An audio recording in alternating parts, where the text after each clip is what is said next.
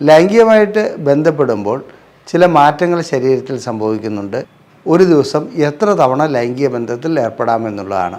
വിവാഹം കഴിഞ്ഞ ദമ്പതികൾ ഹണിമൂൺ പീരീഡിൽ എത്ര തവണ ബന്ധപ്പെട്ടിട്ടുണ്ടെന്ന് ചോദിച്ചാൽ 4ഉം 5ഉം തവണയൊക്കെ ഒരു ദിവസം ബന്ധപ്പെട്ടതായി രേഖപ്പെടുത്തിയിട്ടുണ്ട്. ഇത് പരിശോധനകൾ നടത്തി കാരണം കണ്ടുപിടിച്ച് അതിനുള്ള ചികിത്സയിലേക്ക് വരികയാണ് വേണ്ടത്. ഇനി കാണുന്നത് ചില ഗുളികകൾ ഉപയോഗിച്ചിട്ടുള്ള കൂടുതലായി ലൈംഗിക ബന്ധത്തിൽ ഏർപ്പെടുവാനുള്ള ശ്രമങ്ങളാണ്. യാത്രകൾ പോകുമ്പോൾ ബന്ധപ്പെടാൻ വേണ്ടി വയാഗ്ര ഉപയോഗിക്കുന്നതിന് വയാഗ്ര പോലെയുള്ള ഗുളികകൾ തരുമോ എന്ന് ചോദിച്ചു വരാറുണ്ട്. ഇത് തീർച്ചയായും തെറ്റാണ്. ഇങ്ങനെയുള്ള കാര്യങ്ങൾക്ക് ഇത് പോകുന്നത് തന്നെ മറ്റൊരു വശം. അത് പോയി കഴിഞ്ഞാൽ ഇത്തരം ലൈംഗിക ബന്ധത്തിൽ ഏർപ്പെടുകയാണെങ്കിൽ അത് ദോഷമേ ചെയ്യുകയുള്ളൂ.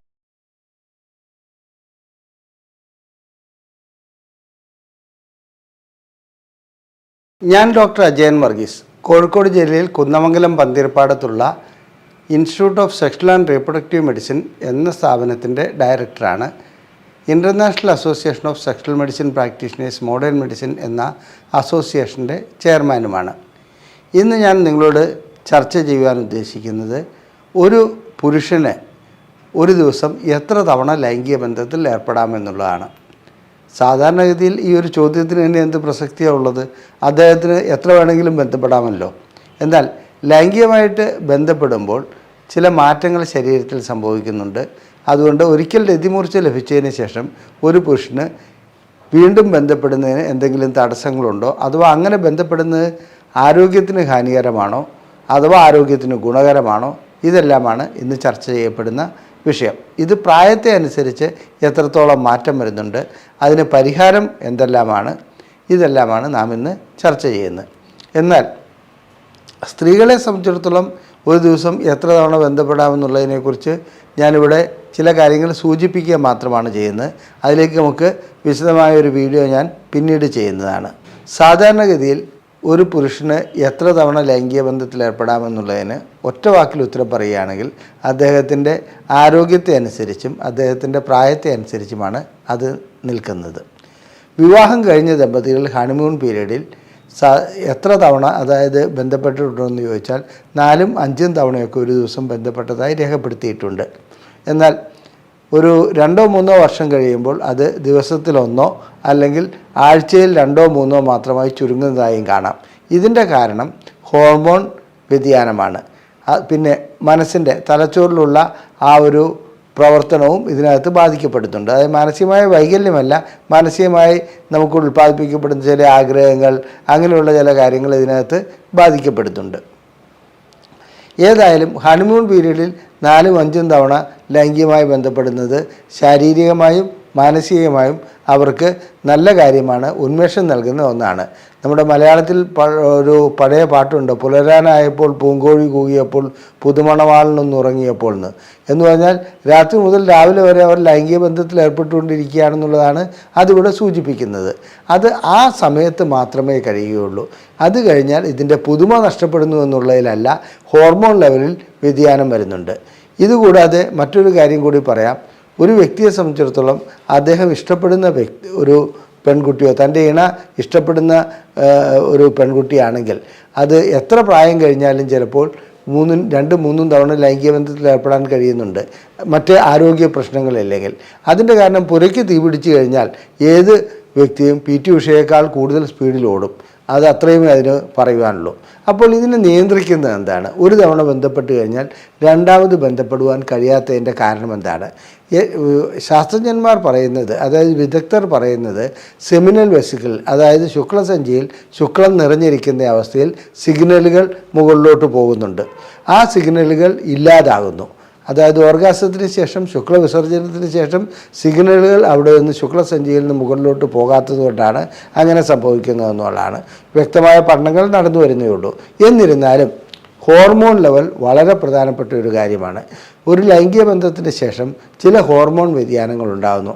ആ ഹോർമോൺ വ്യതിയാനത്തിൽ ഒന്നാണ് പ്രൊലാക്റ്റിൻ്റെ വ്യതിയാനം, അതുപോലെ തന്നെ ടെസ്റ്റോസ്റ്ററോണിൻ്റെ വ്യതിയാനം. ഇത്തരം വ്യതിയാനങ്ങൾ ഉണ്ടാകുന്നതോടുകൂടി വീണ്ടും ലൈംഗിക ബന്ധത്തിൽ ഏർപ്പെടുവാനുള്ള ആവേശം അല്ലെങ്കിൽ ആഗ്രഹം തലച്ചോറിൽ നിന്ന് താഴോട്ട് വരികയില്ല. അതുകൊണ്ട് തന്നെ ലിംഗോദ്ധാരണം നടക്കുകയില്ല. സാധാരണ ഒരു 18 വയസ്സ് മുതൽ 25 വയസ്സ് വരെയുള്ള വ്യക്തികളെ സംബന്ധിച്ചിടത്തോളം അവർക്ക് നല്ല രീതിയിൽ ഇങ്ങനെ വീണ്ടും വീണ്ടും ബന്ധപ്പെടാൻ കഴിഞ്ഞെന്ന് വരാം. എന്നാൽ 25 മുതൽ 35 വരെ ഇതിൻ്റെ ആ സ്പീഡ് അഥവാ ഫ്രീക്വൻസി കുറഞ്ഞു വരുന്നതായി കാണാം.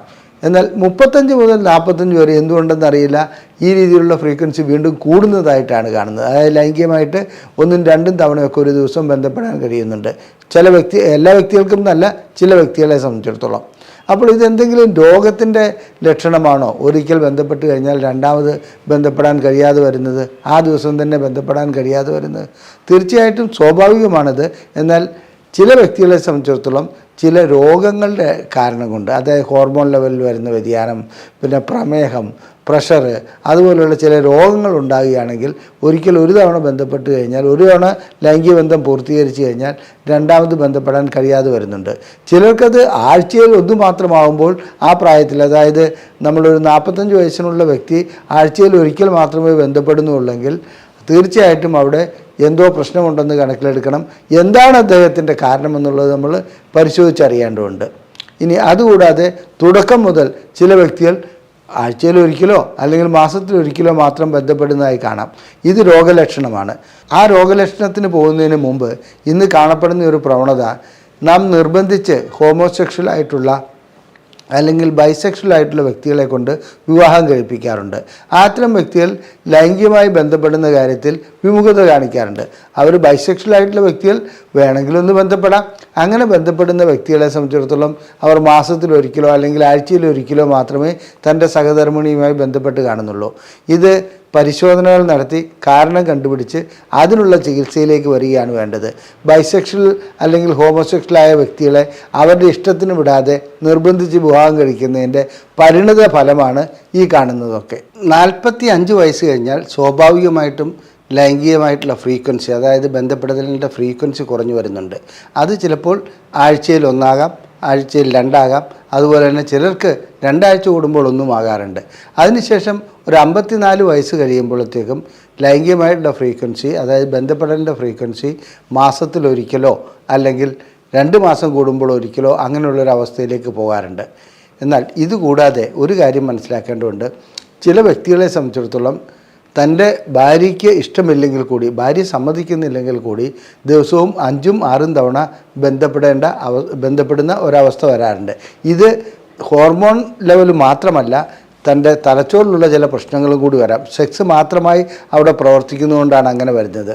അങ്ങനെ വരുന്ന വ്യക്തികൾക്ക് ചികിത്സ ആവശ്യമാണ്. ചികിത്സ നൽകിയില്ലെങ്കിൽ അവരുടെ കുടുംബത്തിൽ പ്രശ്നങ്ങൾ ഉണ്ടാകാറുണ്ട്. ഞങ്ങൾക്ക് വ്യക്തമായ ഒരു അനുഭവമുണ്ട്. ഒരു സ്ത്രീയെ സംബന്ധിച്ചിടത്തോളം താങ്ങാവുന്നതിൽ കൂടുതൽ ലൈംഗിക ബന്ധം വേണമെന്ന് ആവശ്യപ്പെടുകയും അങ്ങനെ ലൈംഗിക ബന്ധത്തിൽ ഏർപ്പെട്ടുകൊണ്ട് ആ സ്ത്രീ വളരെയധികം തളർന്നു പോവുകയും പിന്നീട് അവർ ആത്മഹത്യയിലേക്ക് പോവുകയും ഉണ്ടായി. അതായത് ദിവസവും 5ഉം 6ഉം തവണ ബന്ധപ്പെടുമ്പോൾ ഇവർക്ക് ഉറങ്ങാൻ കഴിയുന്നില്ല, ഇവർക്ക് യാതൊരു രീതിയിലുള്ള ലൈംഗിക സുഖം ലഭിക്കുന്നില്ല. അത് കഴിഞ്ഞിട്ട് തീരെ നിവൃത്തിയില്ലാതെ ആയപ്പോൾ 2 കുട്ടികളുടെ മാതാവായ ആ സ്ത്രീ ഒരു കിണറ്റിൽ ചാടി ആത്മഹത്യ ചെയ്യുകയാണ് ഉണ്ടായത്. ആ അനുഭവം വെച്ച് ഞാൻ പറയുകയാണ്, അമിതമായിട്ടുള്ള ലൈംഗിക ബന്ധത്തിൽ ഏർപ്പെടുന്ന ഒരു പുരുഷന് എന്തെങ്കിലും തകരാറുണ്ടായാൽ മാത്രമേ അങ്ങനെയൊന്നും സംഭവിക്കുകയുള്ളൂ. അതുകൊണ്ട് ആ തകരാർ എന്താണെന്നുള്ളത് നാം കണ്ടുപിടിക്കേണ്ടതുണ്ട്. 3 or 4 വർഷങ്ങൾക്ക് ശേഷം അദ്ദേഹത്തിൻ്റെ സഹോദരൻ്റെ ഭാര്യയും ഇതേ പരാതിയുമായി ഡോക്ടർമാരെ സമീപിക്കുകയുണ്ടായി. അതിൽ ഞാൻ മനസ്സിലാക്കേണ്ടത് ചില ജനിതക ഘടകങ്ങളാവാം, മാത്രമല്ല ലൈംഗിക കാര്യങ്ങളിൽ അത്തരമൊരു റിസർച്ച് നടത്താനൊക്കെ വളരെയധികം പരിമിതികളുണ്ട്. അതുകൊണ്ട് തന്നെയാണ് ഏതായാലും ആ കുടുംബത്തിൽപ്പെട്ട 2 സഹോദരന്മാർ വിവാഹം കഴിച്ച 2 സ്ത്രീകൾ, ഒരാൾ ആത്മഹത്യ ചെയ്തു, മറ്റൊരു വ്യക്തി ആത്മഹത്യ ചെയ്തില്ലെങ്കിലും ഡോക്ടർമാരെ സമീപിച്ചു. ഈ മുൻ അനുഭവങ്ങളൊക്കെ വെച്ചുകൊണ്ട് അവിടെ ചികിത്സ പൂർണ്ണമാക്കുവാനോ അല്ലെങ്കിൽ ഇതിന് ഉണ്ടോ കഴിഞ്ഞിട്ടില്ല. അതാണ് അതിനകത്ത് ഏറ്റവും വലിയ ബുദ്ധിമുട്ട്. ഇവർ ഇപ്പോഴും ജീവിച്ചിരിപ്പുണ്ട്, അവരുടെ വീടുകളിലേക്ക് പോവുകയും ചെയ്തു, അല്ലാണ്ട് ഡൈവേഴ്സ് ആയിട്ടുമില്ല. നാം മനസ്സിലാക്കേണ്ട ഒരു കാര്യം, 2 കൂട്ടർക്കും താല്പര്യമുണ്ടെങ്കിൽ എത്ര തവണ ബന്ധപ്പെടുന്നു എന്നുള്ളൊരു പ്രശ്നമേ അല്ല. എന്നാൽ ആരോഗ്യം അതിന് അനുവദിക്കുന്നില്ലാത്ത ഘട്ടത്തിൽ നാം അതിനുവേണ്ടി ശ്രമിക്കാതിരിക്കുകയാണ് ചെയ്യുന്നത്. ഇനി കാണുന്നത് ചില ഗുളികകൾ ഉപയോഗിച്ചിട്ടുള്ള കൂടുതലായി ബന്ധത്തിൽ ഏർപ്പെടുവാനുള്ള ശ്രമങ്ങളാണ്. അത് ഇവിടെ പല ബിസിനസ് ചെയ്യുന്നവരും പലരും മറ്റും യാത്രകൾ പോകുമ്പോൾ ബന്ധപ്പെടാൻ വേണ്ടി വയാഗ്ര ഉപയോഗിക്കുന്നതിന് വയാഗ്ര പോലെയുള്ള ഗുളികകൾ തരുമോ എന്ന് ചോദിച്ചു വരാറുണ്ട്. ഇതിൻ്റെ ഞാൻ പലപ്പോഴും കാര്യം എന്താണ് എങ്ങനെയാണ് ചോദിച്ച് ചെല്ലുമ്പോഴാണ് അവർ പറയുന്ന അവർ അടുത്ത ആഴ്ച വേറൊരു സ്ഥലത്തേക്ക് ടൂറ് പോകുന്നുണ്ട്, അവിടെ നിന്ന് കൂടുതലായി ബന്ധപ്പെടാനാണ്. അത് ഇവിടെ നിന്ന് കൊണ്ടുപോകുന്ന സ്ത്രീകളാകാം, അല്ലെങ്കിൽ മറ്റു രീതിയിലുള്ള ബന്ധങ്ങളാകാം. അത്തരം ബന്ധങ്ങൾക്ക് വേണ്ടിയിട്ട് ഒരു കൂടുതൽ ശക്തി കിട്ടാൻ വേണ്ടിയിട്ട് ലൈംഗിക ബന്ധത്തിന് വയാഗ്ര ഉപയോഗിക്കുന്നൊരു രംഗം കാണുന്നുണ്ട്. ഇത് തീർച്ചയായും തെറ്റാണ്. ഇങ്ങനെയുള്ള കാര്യങ്ങൾക്ക് ഇത് പോകുന്നത് തന്നെ മറ്റൊരു വശം. അത് പോയി കഴിഞ്ഞാൽ ഇത്തരം ലൈംഗിക ബന്ധത്തിൽ ഏർപ്പെടുകയാണെങ്കിൽ അത് ദോഷമേ ചെയ്യുള്ളൂ. മാത്രമല്ല നമ്മുടെ സ്വാഭാവികമായിട്ടുള്ള ഊർജത്തിന് മാറ്റം വരുത്തുന്ന ഒരു ഘടകമായി അത് മാറും.